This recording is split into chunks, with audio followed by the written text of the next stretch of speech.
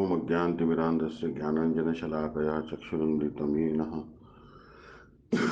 तस्मै श्रीगुरवे नमः.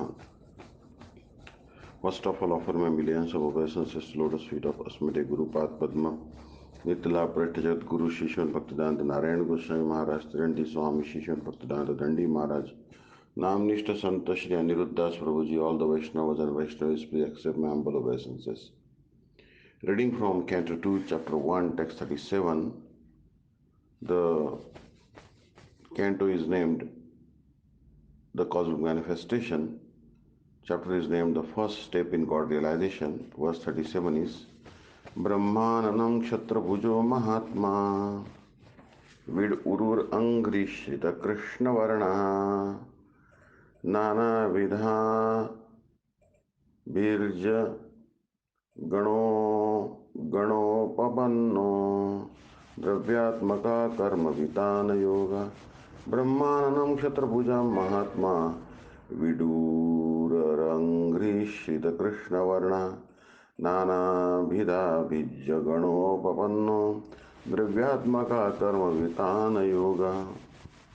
Brahma, the Brahmanas, Ananam, the face, Kshatra, the Kshatriyas, Bhujaha, the arms, Mahatma, the Virat Purusha, Vit, the Vaishyas, Uru, the thighs, Angri Shrita, under the protection of his feet, Krishna Varna, the Shudras, Nana, various, Abhidha, by names, Avijyogana, the demigods, Upapannaha, being overtaken, Dravya Atmakaha, with visible goods, Karma, activities, Vitana Yoga, performance of sacrifice.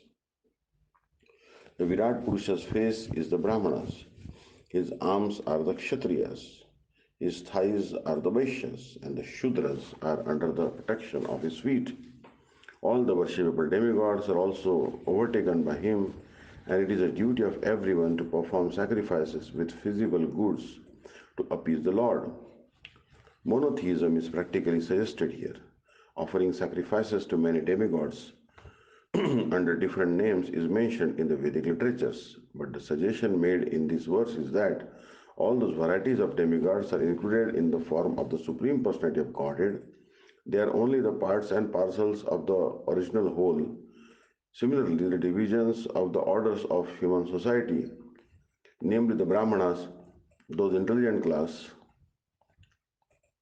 namely the Brahmanas, the intelligent class, the Kshatriyas, the administrators, the Vaishyas, the mercantile community, and the Shudras, the laborer class, are all included in the body of the Supreme. As such, sacrifice by every one of them in terms of pleasing the Supreme by feasible goods is recommended. Generally, the sacrifice is offered with clarified butter and grains, but with the progress of time, human society has produced varieties of goods by transforming materials supplied by God's material nature.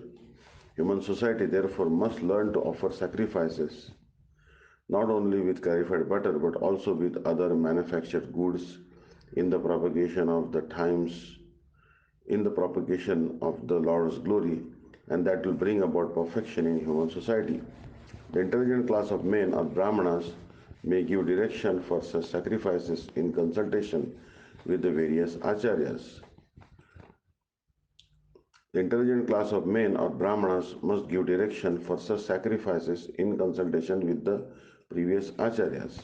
The administrators may give all facilities to perform such sacrifices. The Vaishya class or mercantile community who produce such goods may offer them for sacrifice, and the Shudra class may offer their manual labor for the successful termination of such sacrifice. Thus, by the cooperation of all classes of human beings, the sacrifice recommended in this age, namely the sacrifice of congregational chanting of the holy name of the Lord, may be executed for the common welfare of all the people of the world. Text 38. Iyanasa Vishwara Vigrahasya Yasannivesha Karito Mayate Sandharyate Asmin Vapushisthavishte Mana Swabuddhyan Yatosti Kinchit. Beyond all this, also that Ishvara, the Supreme Lord, Vigrahasya of the form, Yaha, whatsoever, Sannivesha, as they are located, Kathitaha, explained, Maya, by me, te, unto you, Sandharjate, one may concentrate, Asmin, in this, Vapushi, form of Virat, Sthavishte, in the gross, Manaha, mind, Swabuddhya, by one's intelligence, no, not, Yata, beyond him, Asti, there is, Kinchit, anything else. I have thus explained to you the gross material gigantic conception of the personality of Godhead. One who seriously desires liberation concentrates his mind on this form of the Lord because there is nothing more than this in the material world.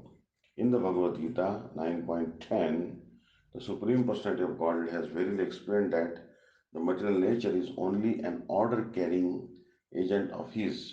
She is one of the different potencies of the Lord and she acts under His direction only.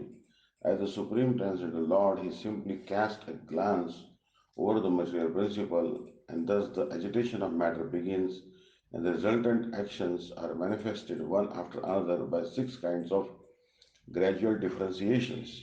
All material creation is moving in that way and thus it appears and disappears in due course. Less intelligent persons with a poor fund of knowledge cannot accommodate the thought of this inconceivable potency of the Lord. Shri Krishna, by which he appears just like a human being, quoted here is Bhagavad Gita 9.11, Avajananti ma mudha manushim tanumashritam param bhavamajananto mama bhutamaheshwaram. Fools deride me when I descend in the human form, did not know my transcendental nature as the Supreme Lord of all that be. His appearance in the material world as one of us is also his causeless mercy upon the fallen souls.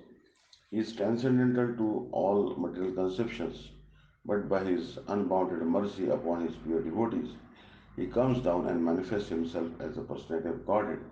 Materialistic philosophers and scientists are too much engrossed with atomic energy and the gigantic situation of the universal form, and they offer respect more seriously to the external phenomenal feature of material manifestations than to the nominal principle of spiritual existence.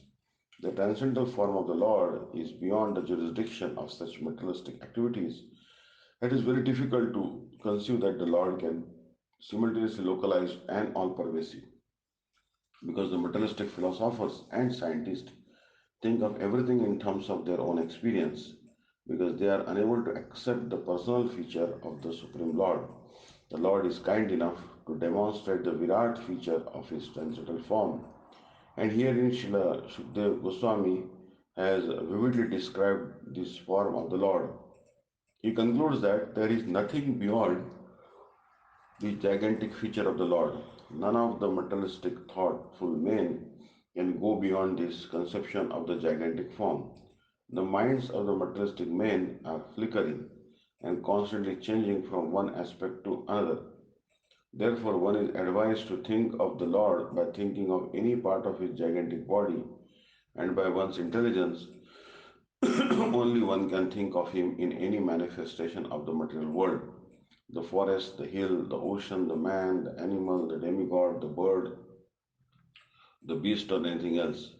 Each and every item of the material manifestations entails a part of the body of the gigantic form, and thus the flickering mind can be fixed in the Lord only and nothing else.